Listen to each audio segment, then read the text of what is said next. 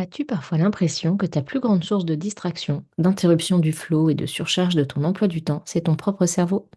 Ça tombe bien, je vais te partager 5 conseils pour tenter de dompter ton cerveau curieux et rester un peu plus focus. Bienvenue dans la Timonerie, le podcast où on parle gestion du temps, organisation et productivité pour les entrepreneurs soucieuses de leur écologie personnelle. Je suis Cécile, ancienne coach business. Mes années dans le monde de l'entrepreneuriat en ligne m'ont montré à quel point il était indispensable de rester à l'écoute de son rythme, ses envies et de son mode de fonctionnement pour avancer sans se cramer. Aujourd'hui, j'accompagne les entrepreneurs et les femmes qui ont des projets à mettre en place leur système d'organisation sur mesure et à se libérer du temps et de l'espace mental.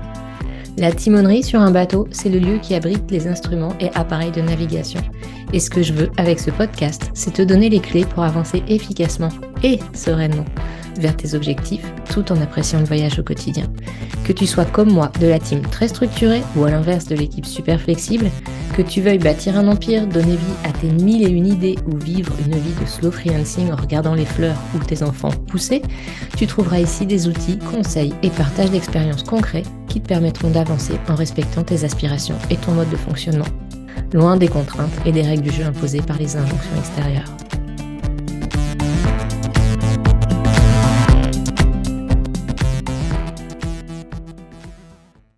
Hello et bienvenue dans cet épisode carnet de bord où j'ai envie de te parler de notre plus grande source de distraction, à savoir nous-mêmes.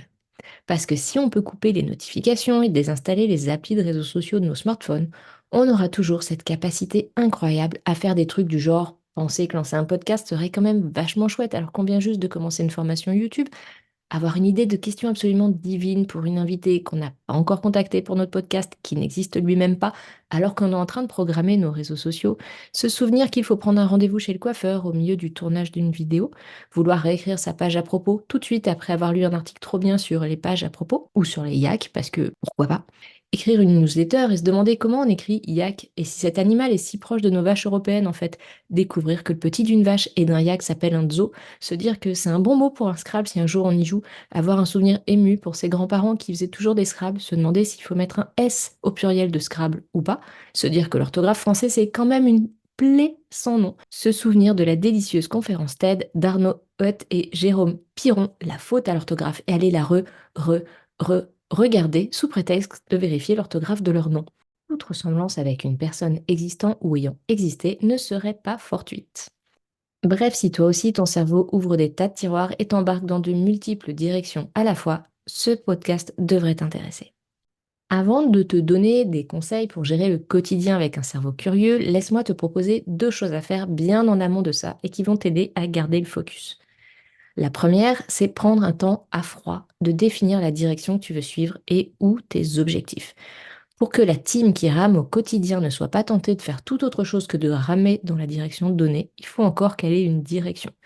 Avoir pris un temps pour poser ce que tu veux vivre, ta direction, ton intention ou au moins des objectifs motivés par tes vraies envies ou besoins, va t'aider à tenir le cap. Si tu as un plan de route qui t'emmène vers une direction kiffante, c'est plus facile de dire non à ce qui vient t'éloigner du chemin que tu as choisi, y compris de te dire non à toi-même. Alors prends des moments réguliers pour enfiler ta casquette de capitaine et fais le point sur l'avancée assez régulièrement. Puis définis les projets ou les actions te permettant d'aller vers ces objectifs en mode navigatrice. Si tu ne sais pas de quoi je parle, je te mets un lien sous l'épisode pour comprendre ce que signifient ces différentes casquettes. Tu peux aller écouter les premiers épisodes de ce podcast. Deuxième conseil en amont, apprends à différencier les 2 types d'idées qui te traversent la tête. Nous avons 2 grands types d'infos qui popent dans notre cerveau. D'un côté, les actions, c'est-à-dire il y a quelque chose à faire, avec ou sans date fixe, validée comme à faire ou juste au stade d'idée sur laquelle revenir plus tard, mais bref, c'est une idée actionnable. Et de l'autre côté, il y a les infos pures, c'est-à-dire les idées où il n'y a rien à faire derrière. Ça peut être des idées à conserver comme des ressources, des listes de trucs qu'on aime conserver, parce que parfois on aime bien faire des listes, ou juste des idées à regarder, puis à jeter. Mais en tout cas, il n'y a pas quelque chose à faire derrière. Une fois qu'on a cette première distinction ultra simple, On peut trier très rapidement tout ce qui nous traverse l'esprit pour les déposer au bon endroit et rester focus sur ce qu'on était en train de faire.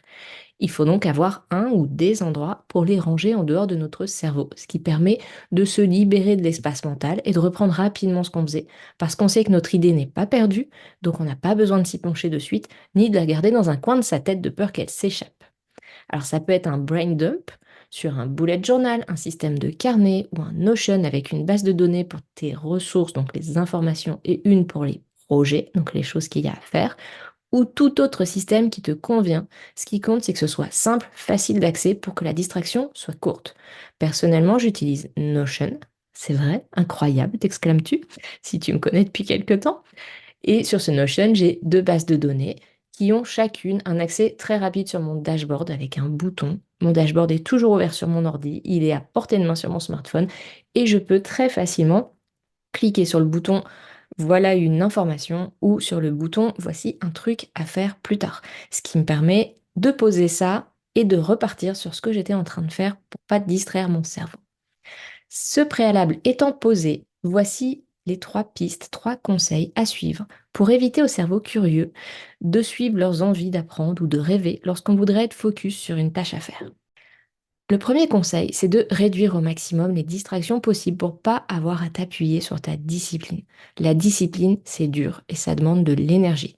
La première solution est donc de compter le moins possible dessus et de mettre des barrières en place. Tu vas identifier ce qui vient te distraire et l'éloigner ou le couper autant que possible.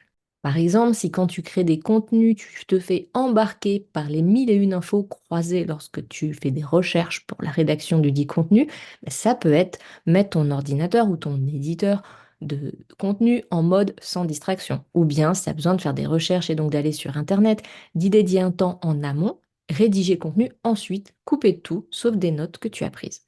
Couper les distractions ou séparer les moments, bref, limiter les tentations est vraiment l'étape la plus simple plutôt que de compter sur ta discipline.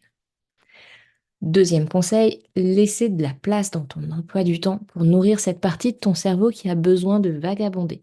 Parce que, grosse révélation, nous ne sommes pas des machines. Une partie de nous a besoin de vagabonder, de rêver, de s'inventer un monde, et parfois même naissent des idées vraiment fertiles de ces passages-là. Que ce soit pour créer, pour rêver, pour inventer, pour se nourrir d'informations, pour apprendre.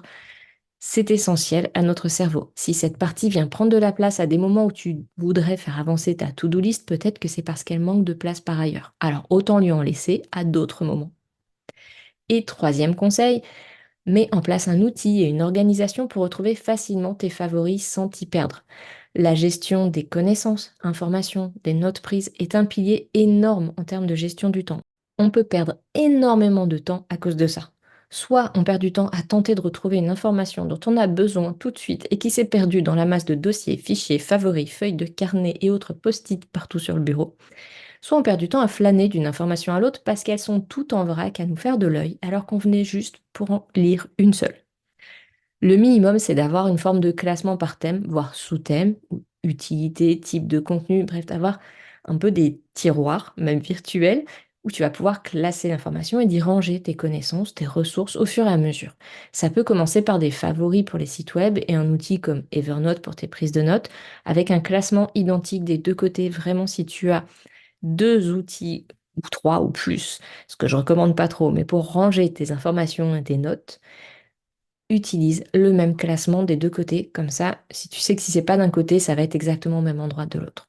Ou après, tu peux avoir quelque chose de plus complet, comme une base de données des ressources sur Notion, avec ses tris, ses filtres, la possibilité de mettre la même ressource à différents endroits, de faire des liens avec les tâches à faire ou les contenus à créer si tu as un calendrier éditorial, et le merveilleux plugin Save to Notion qui permet d'épingler sur son Notion en deux clics toutes les ressources que tu vas croiser sur Internet.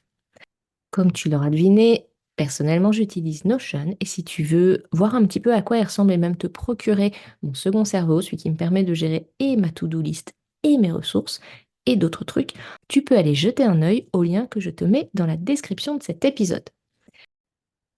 Je serais très curieuse de savoir comment tu fais de ton côté avec ton cerveau curieux. Est-ce que tu as un système de gestion des ressources qui est efficace? Viens nous en parler, soit en commentaire sur l'article qui est lié à cet épisode de podcast.